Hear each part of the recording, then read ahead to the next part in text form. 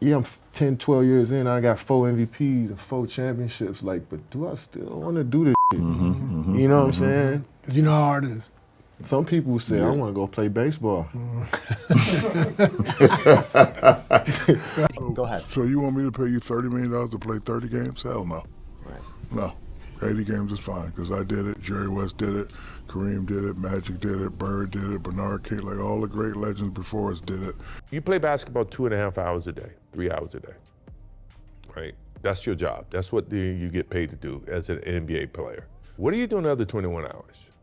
I mean, to me, that's when you should be preparing for your next day of work. The NBA just got rocked by a moment nobody expected, and it came from a legend who's never scared to speak his mind. Shaquille O'Neal unleashed a statement so raw and so direct that it ripped the mask off the double standards running modern basketball. And when the smoke cleared, LeBron James and Kevin Durant were standing right in the middle of it, exposed by their own mixed messages. What makes this whole thing even wilder is the timing. Right as Shaq is challenging today's stars to step up and actually show up for work, LeBron and KD are out here on a podcast laughing at legends, twisting stories, and downplaying the very foundation that helped build their billion-dollar platforms. Everything ignited when Shaq was asked a simple question about load management. And his answer wasn't polished, wasn't strategic, and definitely wasn't designed to please anyone. It was straight, unfiltered truth. He said, "So you want me to pay you $30 million to play 30 games? Hell no." And when he said it, you could feel the years of frustration behind every word. Then he doubled down, calling out the icons who shaped the league. Jerry West, who played through injuries that would sideline players today for weeks. Kareem Abdul-Jabbar, grinding through seasons with equipment so old school it might as well have come from a different era. Magic Johnson and Larry Bird, throwing themselves into battles every night while earning salaries that today's bench players laugh at. These legends didn't just hoop, they built the NBA into a worldwide powerhouse. They created the huge revenue streams that now let players make more in one season than some of those icons earned their entire careers. When someone asked Shaq whether the league has too many games, he shut it down instantly. Nope, if we had to do it, they have to do it.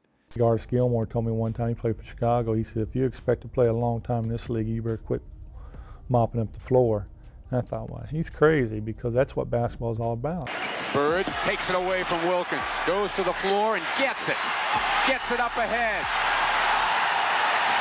We come to practice, he's on one leg. Like he was hurt the second year, he was on one leg the whole year and played 82 games. Wow. Like, and so he practiced every day and he played every game on one leg. And so he's like, man, MJ, why don't you just sit up?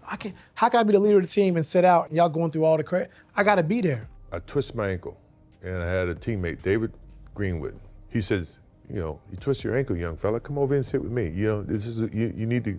I said, no, man, I'm trying to make a name for myself. There's no way I can sit. I need to get out there and show what I'm capable of. I want to play. I want to win. I want to make an impact. That line landed like a punch. Translation, stop complaining about earning generational money to play basketball a few nights a week. The old school dealt with bruising physical play, outdated medical care, long flights and cramped seats, and checks that wouldn't even cover a modern player's monthly car notes. Yet they kept showing up, no excuses, no shortcuts, no special treatment, just work. But today's NBA, they didn't take that truth well. Draymond Green jumped in right away, defending the mindset of sitting out even when healthy. Austin Rivers quickly followed, pulling out the usual distraction.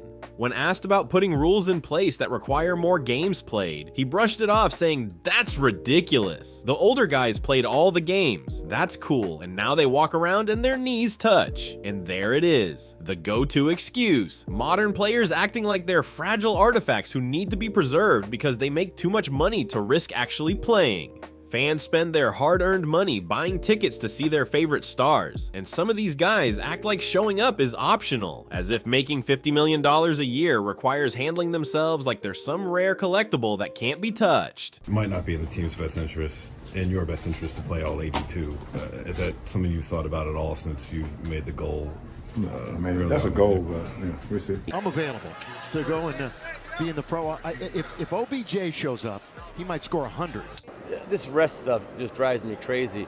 You're playing basketball for a living, okay? I understand if you're working in a coal mine, that you may need a rest day after it. You're playing basketball. Nikola Jokic went even further, basically admitting he thinks forcing players to compete regularly is unfair. He said, definitely forcing players to play. We saw what happened, but it's something the league probably wants to, I don't know. He practically admitted he doesn't want to step on the court unless he personally feels like it. And this is exactly what Shaq is calling out. It's the entitlement wave taking over the league. Players complaining about the workload while accepting contracts that could fund entire countries. I mean, definitely forcing players to play. We saw what happened with the drill, but it's something that probably league wants to. I don't know. But you have to really play hard. Does that hurt you physically? No, because when I play hard all the time. You know, there's no turn it on here, turn it off here. It's just 110% at all times. To have a long career, that's the goal, to be in the league for 20 years. I tell you, that's the goal. The average NBA salary just passed $10 million this season, and max deals are creeping towards $60 million a year. Yet somehow, some players are sitting out because they're tired from a game they played 3 days ago. Shaq sees it, fans see it, and now the whole world is talking about it. Working people spend serious money on tickets hoping to see the biggest stars in action, only to show up and find out their favorite player is load managing while fully healthy. And right in the middle of Shaq calling out this new wave of softness, LeBron James sits on his Mind the Game podcast with Kevin Durant and Steve Nash. And that's when things take a wild left turn. Durant starts talking about how tough it is to keep greatness alive over the years. He said, "You're 10, 12 years in, you've got 4 MVPs, 4 championships, but do you still want to do this?" Some people say, "I want to go play baseball and then I want to come back." Some people say, "I'm going to go 22 straight." And right then you can see LeBron's reaction. Yeah, I'm 10, 12 years in, I got 4 MVPs and 4 championships, like, but do I still want to do this shit? You know what I'm saying? Because you know how hard it is. Some people say, I want to go play baseball. The smirk, the laugh. He knew exactly what Durant was hinting at, and he wasn't hiding it. These weren't random comments. They were a direct jab at Michael Jordan stepping away from the NBA to play baseball, all while trying to position longevity as some kind of ultimate badge of honor. Then LeBron drops the line that exposes the whole mindset. It's just basketball at the end of the day. Just basketball? That's wild coming from someone who went from a kid in Akron to a billionaire off the game. Basketball opened every door for him, built his empire, and turned him into a global figure, yet he shrugs it off like it's nothing. Jordan never talked like that. When he spoke about competing, he said he played at 110% all the time because basketball wasn't just a job. It was who he was. It was his obsession, his purpose, his drive every single night. LeBron didn't stop there. He took another swipe at Jordan's era by claiming the triangle offense wouldn't survive today because modern basketball is too advanced. He basically argued that the players now are smarter.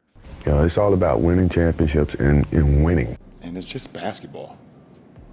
At the end of the day, it's just basketball. All right, Laker Nerd asks, why is the triangle offense less utilized in today's game?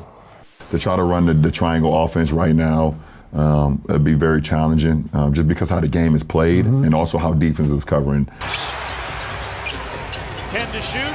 Jake going right to the rack. No defensive communication. You play basketball 2.5 hours a day, 3 hours a day, right? That's your job. That's what you get paid to do as an NBA player. What are you doing the other 21 hours?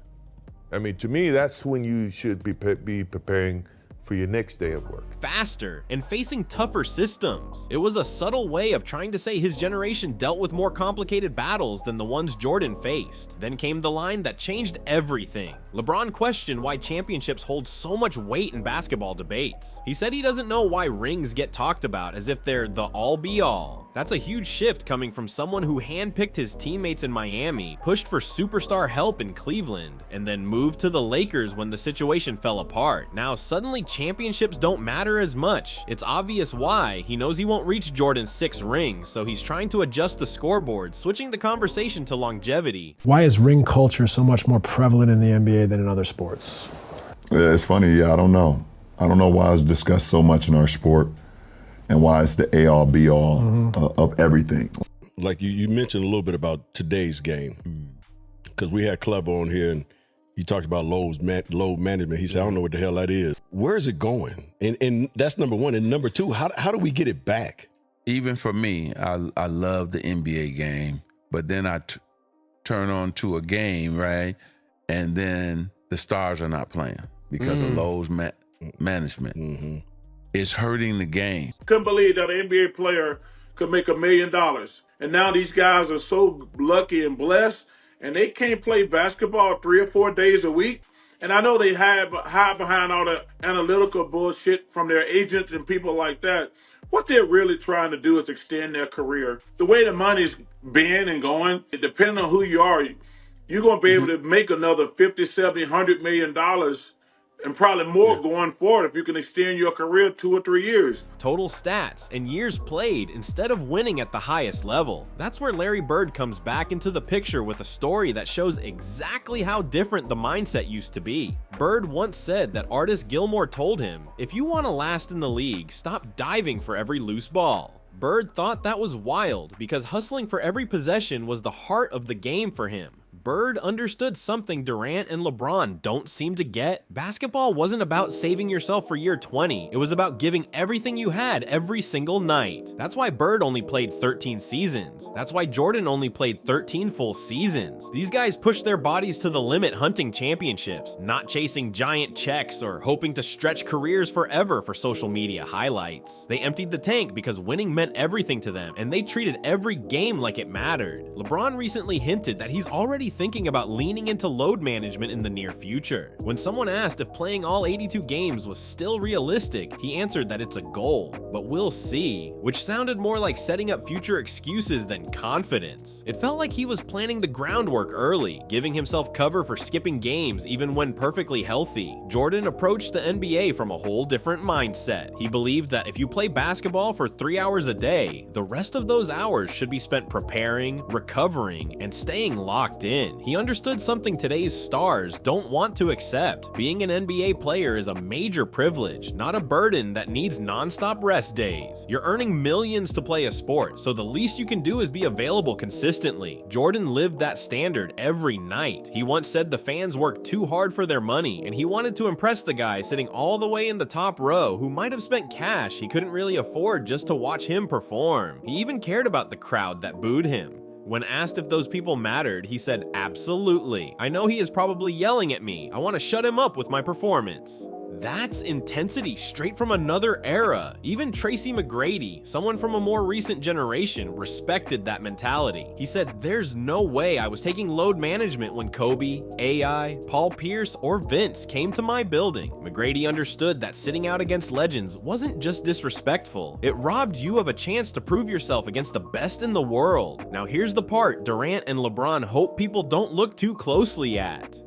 Durant's baseball comment wasn't some light joke. It ignored the real story behind one of the most emotional decisions in NBA history. Jordan didn't walk away because he was tired or bored. He stepped away because his father, James Jordan, was killed in 1993 while stopping to rest during a drive. 2 individuals took his life, stole his car, and abandoned his body. It was a tragic and devastating moment that changed everything for Michael Jordan. James Jordan was the man who pushed Michael to greatness, the voice who believed in him every step of the way, the person who showed up for every big moment. Losing him shattered Jordan, and in that pain, he stepped away from basketball, not to take a vacation, but to honor the game his father loved most, baseball. Jordan was only 30 years old, dominating the NBA, and had just won his 3rd straight championship. He walked away from the sport he owned to honor his father's dream. So when Durant casually says some people go play baseball with that smug tone, he's mocking one of the most emotional choices any athlete has ever made. And LeBron laughing right alongside him adds another layer to the disrespect. Now let's break down the timing of Jordan's retirement. Did he step away after losing early in the playoffs? Did he quit because he struggled late in the season? Did he dip out because his team fell apart? Absolutely not. Jordan retired after achieving something even the greatest legends before him couldn't pull off. A three-peat, 3 straight championships in an era where everyone said it couldn't happen. And he did it while dealing with a tragedy that would crush most people emotionally. He was grieving his father, dealing with pain most of us can't imagine, and he still conquered the league before stepping away.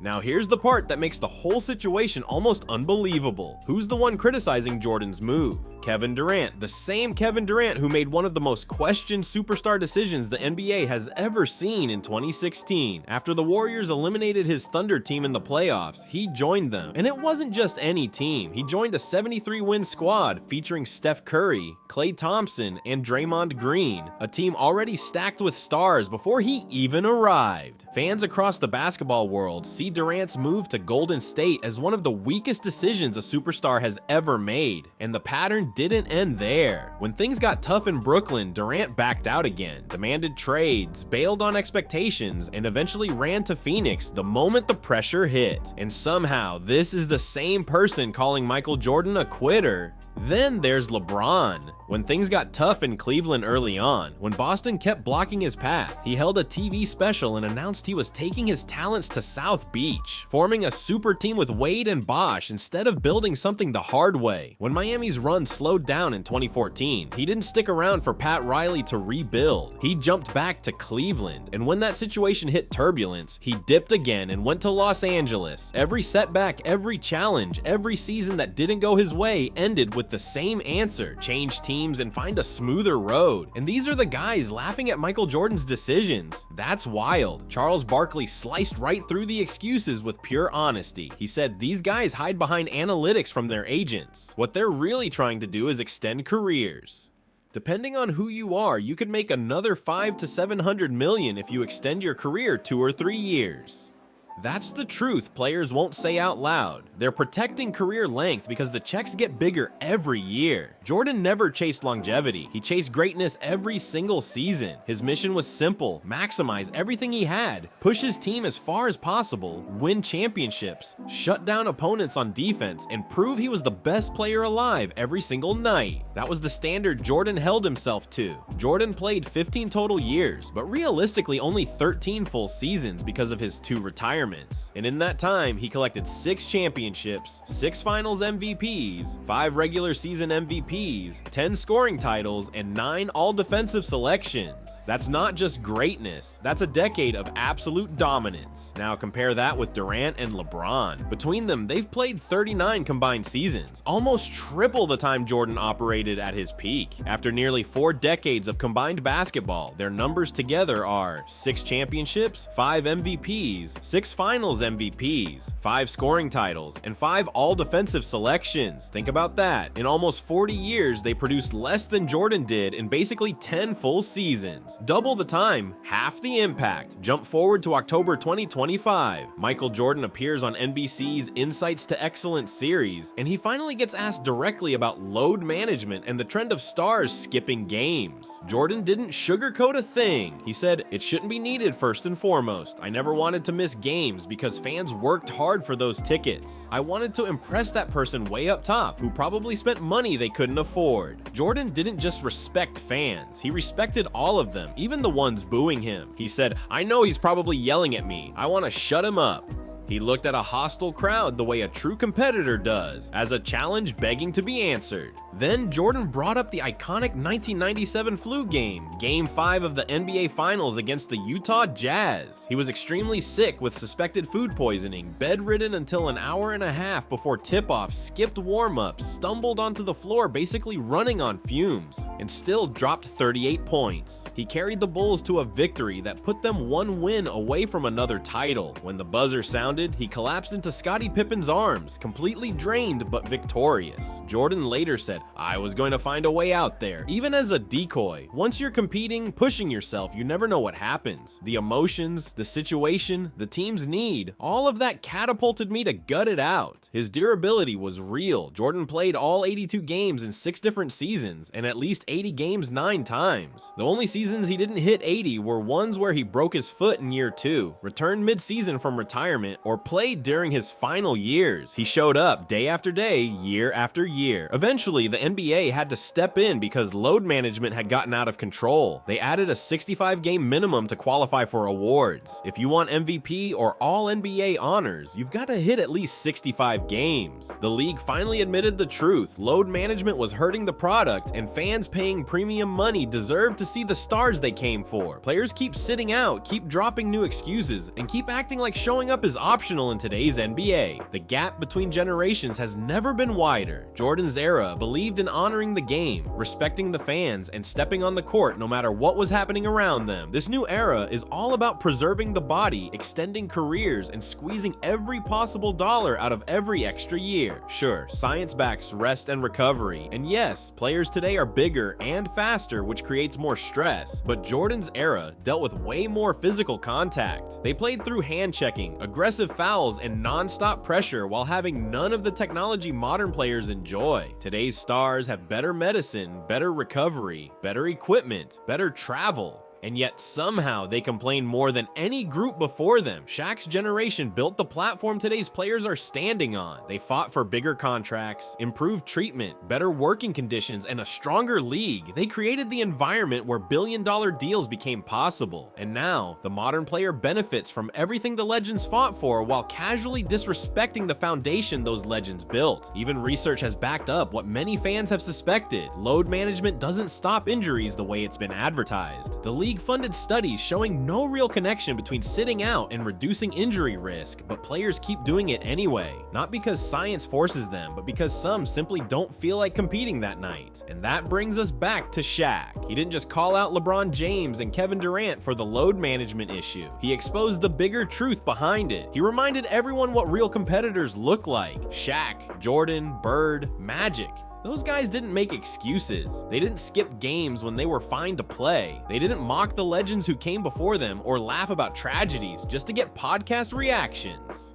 They respected basketball on a different level. They respected the fans who kept the league alive. They stepped into every game ready to empty the tank, no questions asked. Meanwhile, Durant and LeBron have built a pattern. Run when adversity hits, stack super teams when solo success gets tough, take nights off when tired, and then act like longevity automatically equals greatness even with fewer accomplishments. The debate will keep going, and people will argue for years about who's right and who's wrong, but one truth is crystal clear. When it comes to dedication, when it comes to respecting the game, when it comes to honoring the spirit of basketball itself, Shaq and Jordan are on one side, and LeBron and Durant are on the complete opposite. If you think Shaq just revealed a truth modern players don't want to face, drop your thoughts in the comments. And if you want more real talk about what's really happening in basketball today, make sure you like the video, share it with someone who loves hoops, and hit that subscribe button because this story is nowhere close to over.